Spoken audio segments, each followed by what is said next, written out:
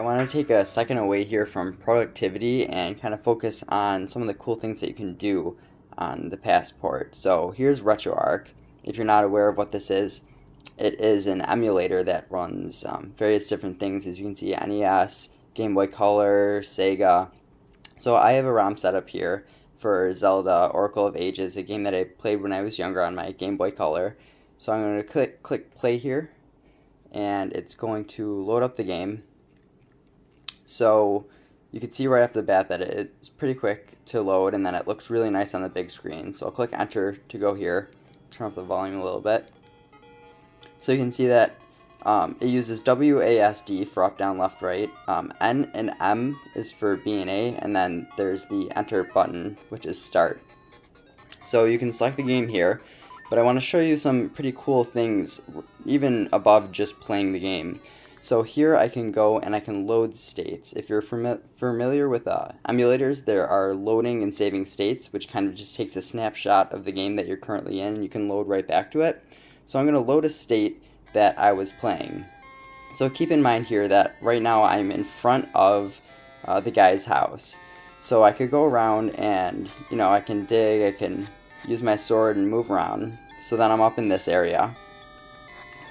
And you can see that it's very fluid. The screen is gigantic, and the buttons feel awesome to press. It's very easy to move around. So what I'm going to do here now is I am going to just pause it for a second, and then I'm going to pull this over here on my other device and pull up the exact same game. Because what I did here is I actually have within Dropbox, that is where the ROM is, and that is where the save states are. So you can see within Dropbox here, they're pinned.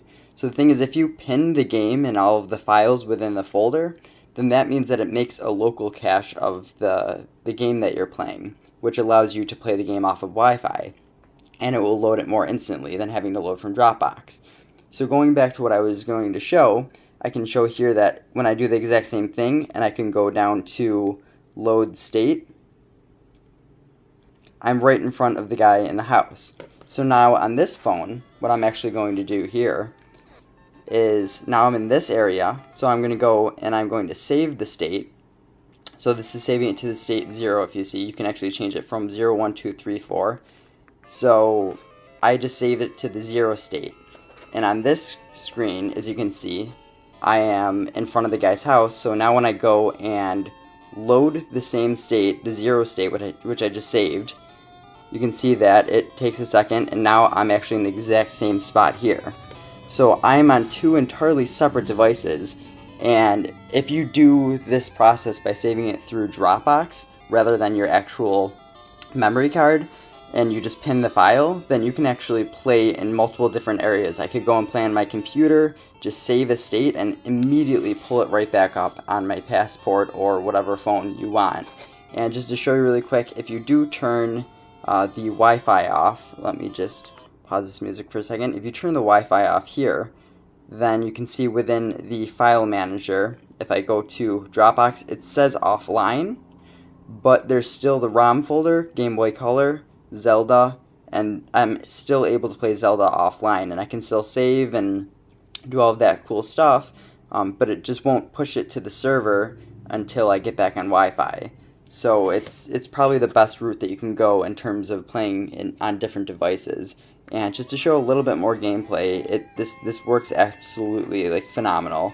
It runs great, and you can actually go and try. I'll show you a different game really quick. So if I quit out of RetroArch and then I load it back up, I'll do Game Boy Color as well, and then I'll go to the ROM selector and I'll show you one other quick game just to give you a little variety.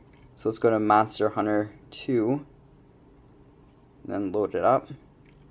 So it's just grabbing the file and then loads it.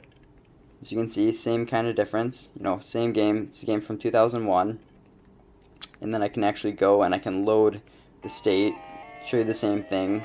It's just a really nice looking emulator on such a large screen. And to show you a little bit of a comparison between what we would have been playing had we been in, the time of when Game Boy Color was out. Here is a Game Boy SP with Zelda. So when you're dealing with this square screen here, you can see that it's tiny compared to what you're getting with the Passport. And you can scale it to be full size here.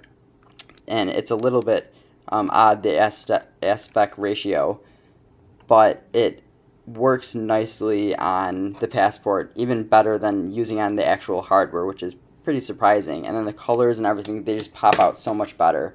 So this is just a quick look at using an emulator, playing Game Boy Color is kind of nostalgic on the Passport, which is just so cool, having the physical buttons because they feel great moving around. It's very easy and everything's very fluid.